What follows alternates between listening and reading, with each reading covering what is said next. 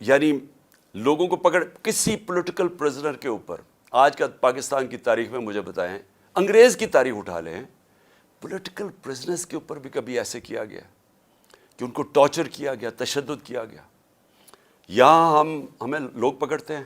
میں نے انٹرویو کیا جو لوگ چھوٹے ہیں باہر، وہ کیا کہتے ہیں جی پہلے تو پولیس اٹھا کے لے جاتی ہے، اس کے بعد کہتے ہیں پولیس سے کوئی کمپلینٹ نہیں ہے، نامعلوم افراد آ جاتے ہیں اور نامعلوم افراد بعد میں تشدد کرتے ہیں ان پہ. جس سے ہم نے پوچھا ہے اعظم سواتی، شہباز گل، ابھی حسان نیازی، سوشل میڈیا کے لوگ، وہ سارے ایک ہی بات کرتے ہیں کہ اٹھا کے لے جاتی ہے پولیس، اس کے بعد حوالے کر دیتی ہے نامعلوم افراد کے، اور وہ ایسا یعنی ہمارے لوگوں کو ایسے رکھتی ہے جیسے کوئی ہم دہشت گرد ہیں. وہ لوگ جو الیکشن چاہتے ہیں ان کے اوپر پہلے ان کے اوپر انتشار کیا جاتا ہے، ظلم کیا جاتا ہے، ادھر سے انہی کو اٹھا کے انہی کے اوپر ایف آئی آرز، اور پھر ان کو ٹارچر کیا جاتا ہے. تو کیا یہ لوگ اب یہ جو ایک کیئر ٹیکر گورنمنٹ ہے، نان ریپرزینٹیٹیو ہے، الیکٹڈ نہیں ہے، کیا اس کو یہاں بٹھائیں گے اب اکتوبر تک؟ اور اکتوبر پہ ان کی کیا حیثیت ہوگی آپ سوچیں. یہ فنڈز دے رہے ہیں لوگوں کو، یہ وہ کام کر رہے ہیں جو پاکستان کی تاریخ میں کبھی کسی کیئر ٹیکر گورنمنٹ نے نہیں کیا. ظلم علیحدہ، یہ اور بھی چیزیں جو کر رہے ہیں وہ کبھی پاکستان کی تاریخ میں کسی کیئر ٹیکر گورنمنٹ نے نہیں کی. تو یہ جو ان کے لیے تو یاشی ہوگی کہ ہم نے گورنمنٹ گرائی سوچ کے 90 دن میں انہوں نے اپنے لوگ مسلط کر دیے اوپر. ساری ادھر فضل الرحمان کی حکومت ہے، ادھر یہ شہباز شریف کی حکومت ہے، اور شہباز شریف کی حکومت میں بھی چن کے وہ لوگ ہیں جو ان کو پتہ ہے کہ سخت ہمارے مخالف ہیں، اور ان کے ذریعے یہ کرش کرنے کی کوشش کر رہے ہیں. سوشل میڈیا کے لوگوں کو جس طرح آپ یہ پکڑ کے اٹھا رہے ہیں، اغوا کر رہے ہیں. اظہر ماشوانی 8 دن 7 دن کے لیے غائب ہو گیا، اس کی فیملی میرے پاس، بہن آئی میرے پاس، بیوی آئی، بھائی آیا، وہ حیران پریشان کہ جی کدھر غائب ہو گیا. سب خوف زدہ کہ کہیں مار نہ دیں، ضلع شاہ کی طرح. ضلع شاہ کو بھی پکڑ کے پہلے اٹھا کے لے گئے اور اس کے بعد اس کے اوپر تشدد کر کے اس کی ڈیڈ باڈی پھینک دی سڑک کے کنارے پہ. تو یہ سوشل میڈیا کے لوگوں کو کیوں پکڑ رہے ہیں؟ یہ اس لیے پکڑ رہے ہیں کہ سب سے پہلے انہوں نے جب سے ہماری حکومت گئی ہے میڈیا کے اوپر کلیمپ ڈاؤن کر دیا، ہمیں میڈیا کا بلیک آؤٹ کروا دیا. جو چینلز ہمیں دکھاتی تھیں ان کے اوپر پریشر ڈالنا شروع کر دیا.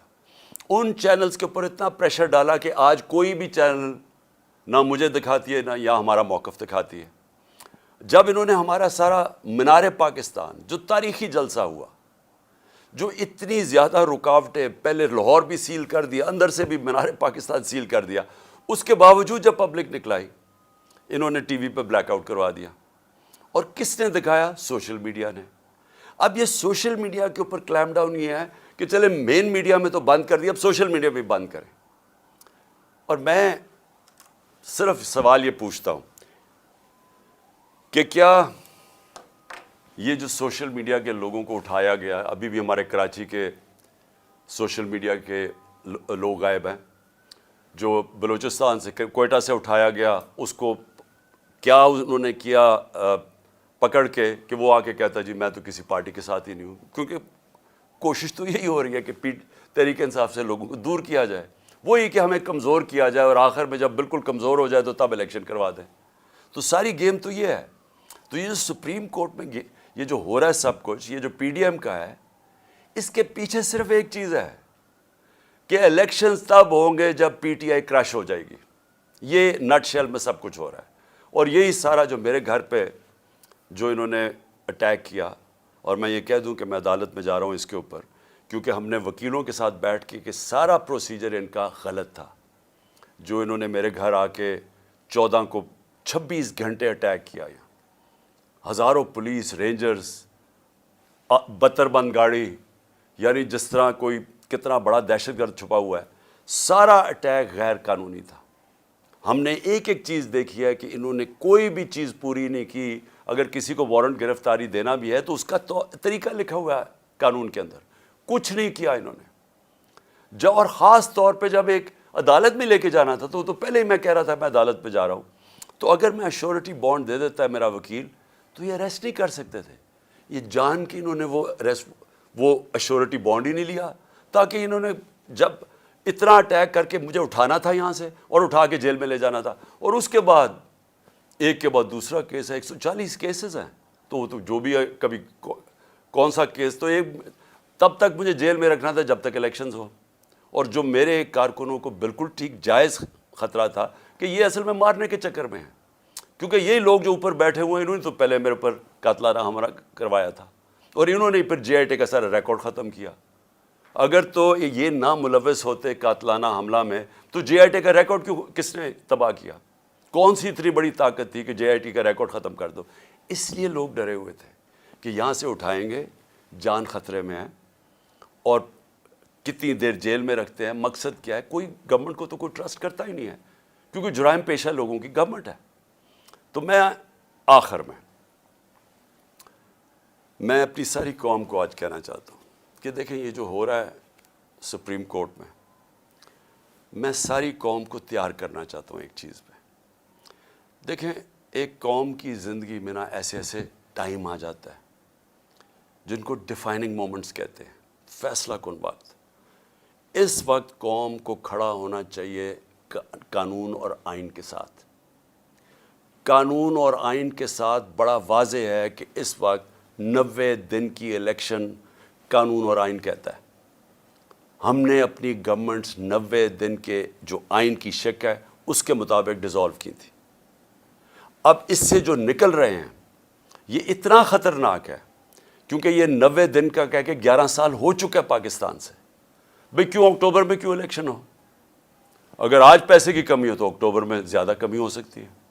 اگر آج سیکیورٹی سچویشن ٹھیک نہیں ہے، کوئی فکر نہیں، 3-4 دھماکے کروا کے اکتوبر میں بھی ٹھیک نہیں ہوگا تو وہ اور آگے چلا جائے. تو اس کا تو کوئی آخر ہی نہیں ہے. جب آپ باہر نکلتے آئین سے تو قانون تو ختم ہو جاتا ہے. اس کے بعد کیا ہوتا ہے کہ طاقتور فیصلہ کرے گا کہ کون سی آئین کی شک اس نے استعمال کرنی ہے اور کون سی رد کر دینی ہے. جنگل کا قانون بن جاتا ہے. تو جنگل کا قانون میں نے جو شروع میں آپ کو بتایا تھا کہ ڈنمارک اور پاکستان، یہاں کے وسائل دیکھ لیں، ڈنمارک کے وسائل دیکھ لیں. ڈنمارک کے پاس ہے ہی کچھ نہیں، یہ ملک بھرا ہوا ہے وسائل سے. ان کی 68,600 ڈالر $68,600 ان کی اوسط آمدنی ہے، اور یہاں ہماری ہے $1,600، کیونکہ ہمارے پاس قانون نہیں ہے، انصاف نہیں ہے. نبی صلی اللہ علیہ وسلم نے مدینہ کی ریاست میں سب سے پہلے عدل اور انصاف قائم کیا تھا، رول آف لا قائم کیا تھا. اس کے بعد خوشحالی آئی تھی. پہلے رول آف لا پھر خوشحالی. ڈنمارک اور پاکستان سامنے ہیں آپ کے. وہ خوشحال ملک ہے، یہاں غریب ملک ہے. وسائل یہاں زیادہ ہیں کیونکہ جنگل کا قانون ہے. اور یہ آپ کے سامنے جو ہو رہا ہے، جو PDM نے کیا ہے، یہ جنگل کا قانون ہے. اسی نواز شریف نے جو لندن میں ایک مفرور سزائے یافتہ وہاں بیٹھ کے فیصلہ کر رہے کہ جی ہم یہ مانیں گے یا نہیں مانیں گے. اب ہیں کون نہیں مانیں گے؟ اسی نواز شریف کے پاس جب کنٹیمپٹ اس کے اوپر لگنے لگی تھی جسٹس سجاد علی شاہ نے، تو ساری قوم کو پتہ ہونا چاہیے کہ اس کی کوئی تاریخ نہیں ملتی دنیا میں کہ انہوں نے سپریم کورٹ کے اوپر حملہ کیا. اور یہ جو پھر آخر میں جو ججز کو خریدا گیا کوئٹہ بینچ کو، یہ انہوں نے پیسے چلائے تھے. میں یہ کبھی نہیں کہوں گا کہ آج ہمارے سپریم کورٹ کے معزز ججز کے اوپر پیسہ چل رہا ہے، میں یہ کبھی نہیں کہوں گا. اور میں جانتا ہوں دونوں طرف ایسے ججز ہیں جن کی بڑی ہائی ریپوٹیشن ہے، اس ملک میں رسپیکٹ ہے، ہم رسپیکٹ کرتے ہیں ان کی. لیکن میں نواز شریف کو جانتا ہوں کہ ساری زندگی اس نے رشوتیں دے دے کے، اس نے لوگوں کو خرید کے، دھمکا کے، ڈرا کے، مافیا سٹائل، جو جسٹس کھوسا نے کہا تھا سسیلین مافیا، یہ مافیا آپریشن ہوتا ہے. جو جج کو کرنا ٹیپیں بنا لیا ان کے اوپر، کبھی ٹیپ ریلیز کر دی، کبھی فیملی پہ اٹیک کر دیا. پولیٹیشین نہیں پسند تو اوپر سے جہاز سے تصویریں ننگی پھینک دی، جو کتاب لکھوا دی کسی کے اوپر. یہ وہ لوگ ہیں، مافیاز ہیں. یہ وہ لوگ، ان کا انٹرسٹ پاکستان کے ساتھ نہیں ہے. یہ میں آخر میں بات کرتا ہوں انٹرسٹ کیا ہے. ان کا انٹرسٹ ہے، پہلے انہوں نے پیسہ چوری کیا، اس کے لیے ادارے کمزور کیے، کیونکہ اگر مضبوط ادارے ہوں آپ پیسہ چوری نہیں کر سکتے اور لانڈر نہیں کر سکتے باہر. پہلے ان کو کمزور کیا اداروں کو. اس کے بعد NRO لینے کے لیے پھر دوسری جدوجہد کی. اس کے لیے ہر قسم کی انہوں نے زور لگایا NRO لینے کا. بیرونی سازش میں مل کے انہوں نے ہماری گورنمنٹ گرائی NRO لینے کے لیے، وہ لے لیا. اب ساری کوشش کیا ہے کہ کسی نہ کسی طرح عمران خان کو باہر رکھو تاکہ NRO بچ جائے ان کا، تاکہ جو ان کو 1100 ارب روپے کے اپنی چوری ان کو معاف کر دی گئی تھی، وہ ڈر لگا ہوا کہ وہ آ گیا تو شاید وہ پھر سے خطرے میں پڑ جائے. تو ان کا مقصد پاکستان نہیں ہے، یہ تو بیٹھے باہر ہیں، اربوں ڈالر ان کا باہر پڑا ہے. ان کو کیا فکر کہ پاکستان میں اس وقت لوگ آٹے کی لائنوں میں بیچارے مر رہے ہیں، کیونکہ ان کی انٹرسٹ پاکستان میں نہیں ہے. ان کی فورن پالیسی وہ ہے جو ان کا پیسہ بچا سکتی ہے، وہ پاکستان کے لوگوں کی، عوام کے مفادات کی حفاظت نہیں کرے گی. یہ کچھ بھی کر سکتے ہیں اپنے پیسے بچانے کے لیے. تو آج پاکستانی قوم میں آپ سب کو کہتا ہوں، یہ وہ وقت ہے کہ آپ نے اگر اس ملک کے آئین اور قانون کے ساتھ آپ نہ کھڑے ہوئے تو یہ جس طرف ملک کو لے کے جا رہے ہیں وہ ملک رہنے کے قابل نہیں رہ جائے گا. وہ ڈاکو، یہ طاقتور اوپر بیٹھ کے ملک کے اوپر فیصلے کریں گے کہ کون سا قانون انہوں نے ماننا یا نہیں ماننا. تو میں آپ سب سے امید رکھتا ہوں کہ آپ تیار رہو. اپنے آئین اور قانون کی حفاظت کرنے کے لیے آپ کو سب کو تیار ہونا چاہیے. ہم سب کو اگر نکلنا سڑکوں پہ نکلنا چاہیے. میں وکلا کو خاص طور پہ کہہ رہا ہوں، آپ کے اوپر سب سے زیادہ ذمہ داری ہے، کیونکہ آپ وہ لیگل کمیونٹی ہے جو جانتی ہے آئین اور قانون کیا ہے. آپ کو پتہ ہے کہ یہ کوششیں کیا ہو رہی ہیں کہ یہ 90 ڈیز سے باہر نکل کے یہ کس طرف جا رہے ہیں. تو میں آپ سب کو آج کہتا ہوں کہ یہ اصل میں حقیقی آزادی کی جہاد ہے. آزادی آتی ہے انصاف سے. انصاف آپ کے فنڈامنٹل رائٹس کو پروٹیکٹ کرتا ہے. اس وقت کوئی فنڈامنٹل رائٹس پاکستان میں نہیں ہے. یہ جو 3100 ہمارے ورکرز پکڑے ہیں، یہ کسی بھی جمہوری ملک میں نہیں ہو سکتا کہ آپ پکڑ کے ان کو اغوا کر کے جیلوں میں ڈال لیں، کیونکہ فنڈامنٹل رائٹس کی وائلیشن ہو رہی ہے. تو ایک دفعہ یہ جس طرف نکل گئے، یہاں مجھے افسوس یہ ہے کہ وہ پاکستان کے اندر کوئی بھی سیف نہیں رہے گا، کسی کو بھی قانون اس کی حفاظت نہیں کرے گا. شکریہ. پاکستان زندہ باد.